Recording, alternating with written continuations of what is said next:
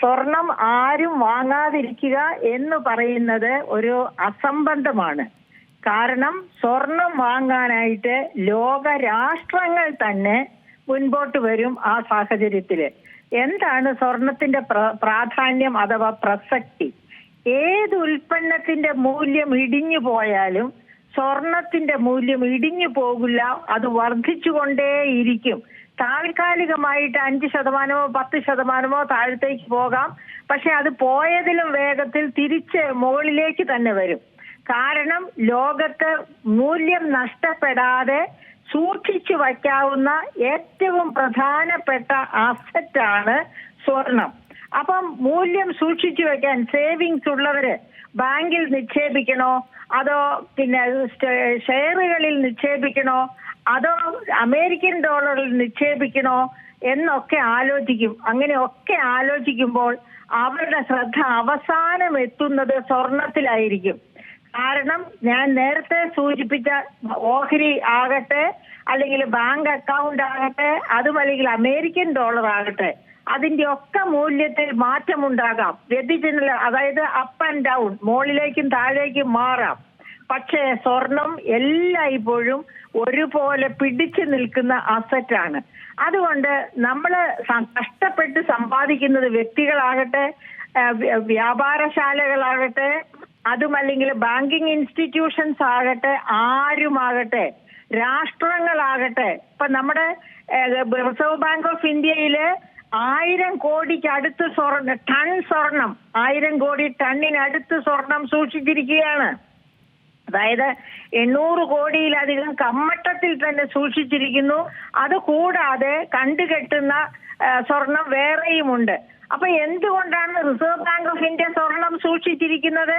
Reserve bank of India കമ്മട്ടത്തിൽ സ്വർണം സൂക്ഷിച്ചിരിക്കുന്നത് നമ്മുടെ കറൻസിയുടെ മൂല്യം പിടിച്ചു നിർത്താനാണ്. കമ്മട്ടത്തിൽ സ്വർണമില്ലെങ്കിൽ നമ്മുടെ കറൻസിയുടെ മൂല്യം 0 ആയിരിക്കും. അപ്പൊ എന്നിട്ട് പോലും ഈ 1000 ടണ്ണിനടുത്ത് സ്വർണം റിസർവ് ബാങ്കിൽ വെച്ചിട്ട് പോലും എന്താണ് സംഭവിക്കുന്നത്? ഇപ്പൊ നമ്മുടെ ഡോളറും രൂപയും തമ്മിലുള്ള എക്സ്ചേഞ്ച് റേഷ്യോ ഒന്ന് നോക്ക്. ഏകദേശം 85-88 രൂപ വരെ കൊടുത്താലാണ് ഈ കഴിഞ്ഞ ദിവസങ്ങളിലെ വ്യതിയാനമാണ് ഞാൻ പറയുന്നത്. 85 മുതൽ 89 രൂപ വരെ ഒരു ഡോളറിന് ചെലവാകുന്ന അവസ്ഥയുണ്ടായിരുന്നു. അതാണ് ഇന്ത്യൻ കറൻസിയും ഡോളർ കറൻസിയും തമ്മിലുള്ള വ്യത്യാസം. ഇപ്പൊ ഡോളർ കറൻസി ഒട്ടും സേഫ് അല്ല, ഷെയർ മാർക്കറ്റും സേഫ് അല്ല, സേഫ് ആയിട്ടുള്ള സ്വർണം മാത്രം. എന്തുകൊണ്ടാണ് ഈ പറയപ്പെട്ടതൊന്നും സേഫ് അല്ലാതെ സ്വർണം മാത്രം സേഫ് ആയത്? അതിന്റെ കാരണം ട്രംപ് ഭരണത്തിൽ വരുന്നതിന് മുൻപേ തുടങ്ങിയിരുന്നു ഈ വ്യതിയാനങ്ങൾ. അതായത് റഷ്യ യുക്രൈനെ ആക്രമിച്ചപ്പോൾ, അത് കഴിഞ്ഞ് അത് തീരുന്നതിന് മുൻപേ ഇസ്രായേൽ ഗാസയെ ആക്രമിച്ചപ്പോൾ ഒക്കെ തന്നെ സ്വർണത്തിന്റെ വിലയിൽ വൻ കുതിപ്പ് തുടങ്ങിയിരുന്നു. അങ്ങനെ ഇരിക്കെയാണ് കഴിഞ്ഞ ജനുവരിയില് ട്രംപ് US പ്രസിഡന്റായിട്ട് സ്ഥാനാരോഹണം ചെയ്യുന്നത്. അദ്ദേഹം സ്ഥാനാരോഹണം ചെയ്ത ആദ്യ സമയം തന്നെ ഒരു ലോക വ്യാപാര യുദ്ധത്തിന് തുടക്കമിടുന്നു. ആ ലോക വ്യാപാര യുദ്ധം അത് എവിടെ ചെന്ന് അവസാനിക്കുമെന്ന് ഇപ്പോഴും പറയാറായിട്ടില്ല. അന്ന് മുതലാണ് സ്വർണത്തിന്റെ വിലയിൽ അത്യധികമായ വളർച്ച ഉണ്ടായത്. ഇപ്പൊ ഇന്നലെ എത്രയാണ് സ്വർണത്തിന്റെ വില? അദ്ദേഹം വന്നതിന് ശേഷം 60,000 രൂപയുടെ വർധനവാണ് സ്വർണത്തിന്റെ വിലയിൽ ഉണ്ടായിട്ടുള്ളത് ഈ കഴിഞ്ഞ ജനുവരിക്ക് ശേഷം. അപ്പൊ അത് എന്തുകൊണ്ടാണ് സ്വർണത്തിന്റെ അതായത് ഇപ്പൊ അമേരിക്കയിൽ തന്നെ ചില പ്രതിസന്ധികളുണ്ട്. അവിടെ ഇൻഫ്ലേഷണറി സിറ്റുവേഷൻ, അതായത് വിലക്കയറ്റമാണ് വിലക്കയറ്റമുണ്ട്. ആ വിലക്കയറ്റമുള്ള സാഹചര്യത്തിൽ പ്രസിഡന്റ് ഡൊണാൾഡ് ട്രംപിന്റെ നിർദ്ദേശപ്രകാരം ജെറോം പവൽ, അതായത് ഫെഡറൽ റിസർവ് സിസ്റ്റത്തിന്റെ പ്രസിഡന്റായ ജെറോം പവൽ, അദ്ദേഹം ട്രംപ് ഭരണത്തിലെത്തിയ നാൾ മുതൽ പറയുന്നതാണ് ഫെഡറൽ റിസർവ് റേഷ്യോ കുറയ്ക്കുക എന്ന്. പക്ഷെ അമേരിക്കയിലെ ഇൻഫ്ലേഷണറി സിറ്റുവേഷൻ നിലനിൽക്കുന്നത് കൊണ്ട് ജെറോം പവൽ അതിന് തയ്യാറായിട്ടില്ല. പക്ഷെ ഇപ്പോൾ കടുത്ത സമ്മർദ്ദത്തെ തുടർന്ന് അദ്ദേഹം ഫെഡറൽ റിസർവിന്റെ റേഷ്യോ കുറച്ചേക്കാം, അതായത് റേറ്റ് കുറച്ചേക്കാം. അങ്ങനെ റിസർവ് റേറ്റ് കുറച്ചാൽ എന്താ സംഭവിക്കുക? അതിന്റെ ഫലമായിട്ട് ധാരാളം വായ്പകൾ കൊടുക്കപ്പെടും. ഫെഡറൽ റിസർവും മറ്റു എല്ലാ ബാങ്കുകളും അമേരിക്കയില്. അതോടുകൂടി വായ്പ അവിടെ ഇൻഫ്ലേഷൻ വർദ്ധിക്കും. അവിടെ ഇൻഫ്ലേഷൻ വർദ്ധിക്കുന്നതോടെ ഡോളർ കറൻസിയുടെ മൂല്യവും കുറയും. അപ്പൊ വ്യക്തികള്, അതായത് ഡോളർ കറൻസിയുടെ മുകളിലേക്കുള്ള പോക്ക് കണ്ട് ഡോളറിൽ ഇൻവെസ്റ്റ് ചെയ്യാം എന്ന് വിചാരിച്ചിരുന്ന ഉപഭോക്താവിന് ഇൻവെസ്റ്റേഴ്സ് പോലും ഡോളറിൽ നിന്ന് സ്വർണത്തിലേക്ക് തന്നെ മാറുന്നു. അപ്പൊ എന്ത് സംഭവിക്കുന്നു? ഈ യുദ്ധ സന്നാഹം ഒരു ഭാഗത്ത് വ്യാപാര യുദ്ധം, നടുക്ക് US-ന്റെ റേറ്റ് ഓഫ് ഇൻട്രസ്റ്റ്, അതായത് ബാങ്ക് റേറ്റ് കുറയ്ക്കൽ. ഇങ്ങനെയുള്ള ഈ സാഹചര്യങ്ങളില് ജനം നോക്കുമ്പോൾ, അതായത് വ്യാപാര സ്ഥാപനങ്ങളാകട്ടെ, ധനസ്ഥാപനങ്ങളാകട്ടെ, ഗവൺമെന്റുകളാകട്ടെ, ആര് നോക്കുമ്പോഴും ധൈര്യത്തോടുകൂടി വിശ്വസിച്ച് ഇൻവെസ്റ്റ് ചെയ്യാവുന്ന ഒരേ ഒരു ഉൽപ്പന്നം സ്വർണമാണ്.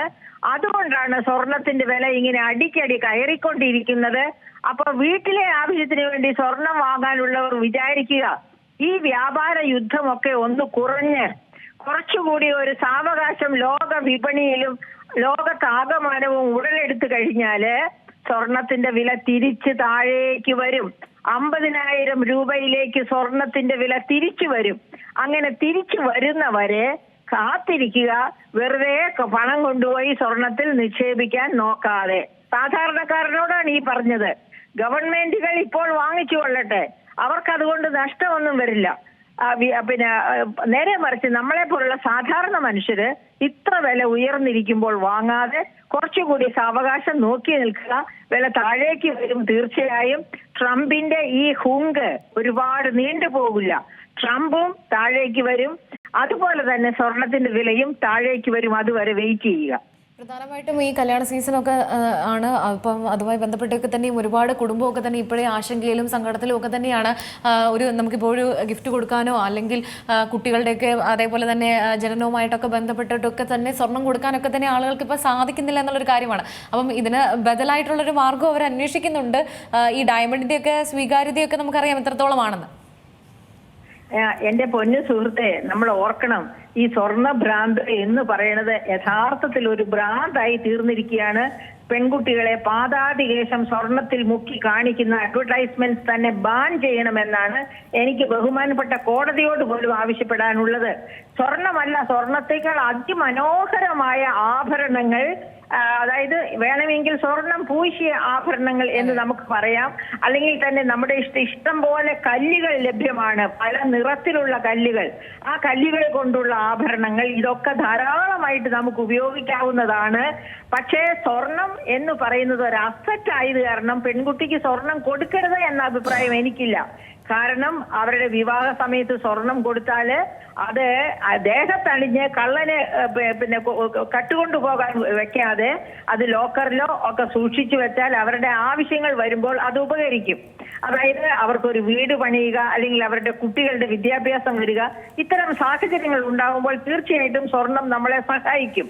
അതുകൊണ്ടാണ് നാം സ്വർണം കൊടുക്കണം മക്കൾക്ക് എന്ന് പറയുന്നത്. അങ്ങനെ കൊടുക്കുന്നത് പാതാതികേശം സ്വർണത്തിൽ മുക്കി അവളെ വരന്റെ പുറകെ വിടണം എന്നല്ല ഉദ്ദേശിക്കുന്നത്. ആ സ്വർണം ഒരു അസറ്റ് ആയിട്ട് രഹസ്യ അറകളിലാണ് സൂക്ഷിച്ചു വെക്കേണ്ടത്, ആർക്കും കൊണ്ടുപോകാൻ പറ്റാത്ത തരത്തില്. അപ്പൊ അങ്ങനെ ചെയ്യുകയാണെങ്കിൽ ഒരു മനപ്രയാസവും വേണ്ട. സ്വർണത്തിന്റെ വില ഇത്തിരി കുറഞ്ഞിട്ട് സ്വർണം തരാം. അതല്ലെങ്കിൽ ഇതാ ഇപ്പൊ 80,880 രൂപ ഒരു പവൻ സ്വർണത്തിന്റെ വിലയുണ്ട്. 10 പവൻ സ്വർണം കൊടുത്താൽ എത്രയായി? 10 പവൻ സ്വർണം കൊടുക്കുകയാണെങ്കിൽ നമുക്കറിയാം 10 ലക്ഷം രൂപ.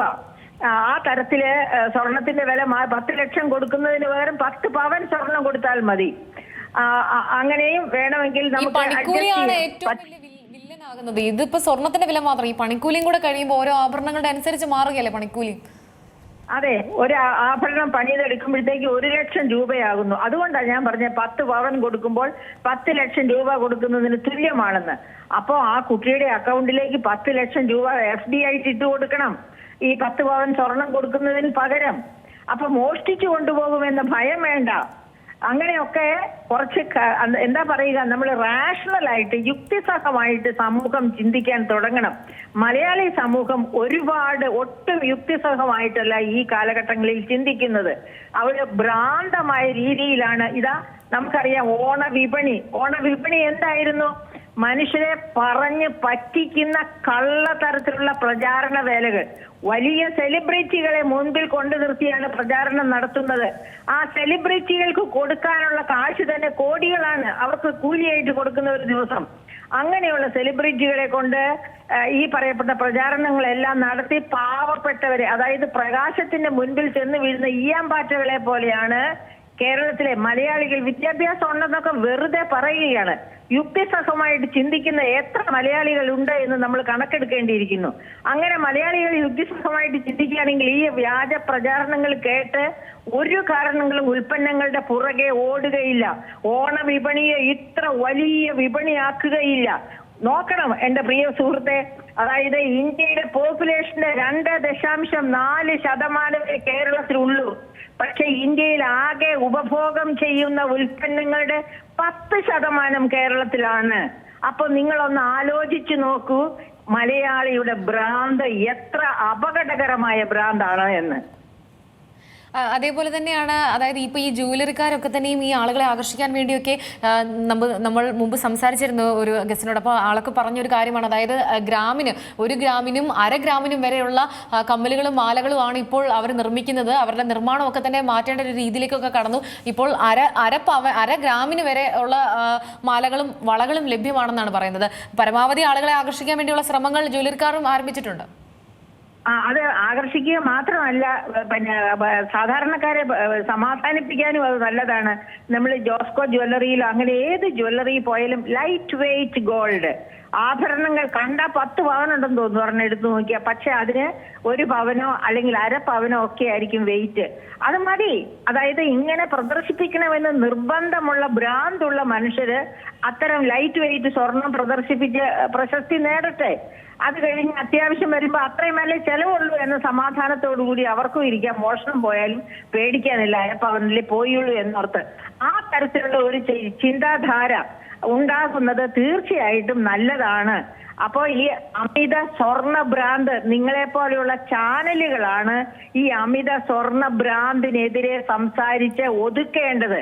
സ്വർണം നല്ലതാണ്, പക്ഷെ അത് ധരിച്ചുകൊണ്ട് നടക്കാനല്ല, സൂക്ഷിച്ചു വയ്ക്കാൻ ഒരു അസറ്റായിട്ട്. ഈ കാര്യം നിങ്ങൾ ലോകത്തോട് പറയുക. അത് ചാനലുകൾക്കാണ് പറയാൻ പറ്റുന്നത്, വ്യക്തികൾക്കല്ല. അതെ, ഒരു മനോഭാവം തന്നെയാണ് മാറേണ്ടത്, ആളുകളുടെ മനോഭാവം. കാരണം ഇപ്പോൾ ഇത്രയും നമുക്കറിയാം, ഈ സ്ത്രീധനവുമായിട്ടൊക്കെ ബന്ധപ്പെട്ടൊക്കെ തന്നെ ഒരുപാട് കാര്യങ്ങളൊക്കെ തന്നെയും, അതായത് ഈ വില കൂടുമ്പോൾ തന്നെയും നമുക്കറിയാം ഒരു മത്സരമാണ് ഈ ആളുകൾക്ക് നടക്കുന്നത്.